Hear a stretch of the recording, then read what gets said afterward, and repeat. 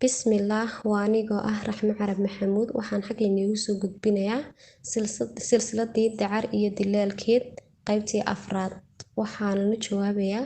Abwaan Barkhalle Aadan Xuseen oo ku magac dheer Abwaan Khayre waxayna ku bilaabmaysaa sida tan maansada atirisee darajadii haweenkaba kaga qaaday deeqow ballanqaada jawaabteed marka hore salaan guud marka xigta daruuraha fadcadaan la hoosho quruxduna daruur tahay dumarkeena sidayaad aad dhaliila igu tirin kadaa haweenka khayrow dahab hodana weeye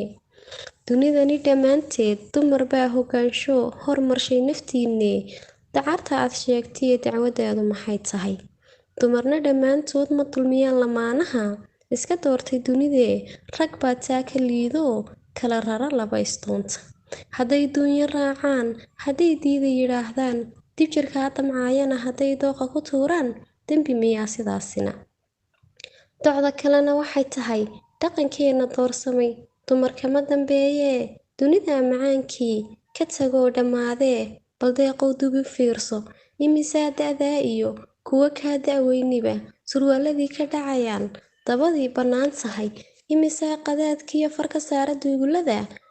waxaa dumar dib jiree daadiyey xishoodkii doorinaya midabkood rag baa aayar ugu duway jaro dhaafsho diintaba rag baa daawo soo helay dumar yidhi dantiinaan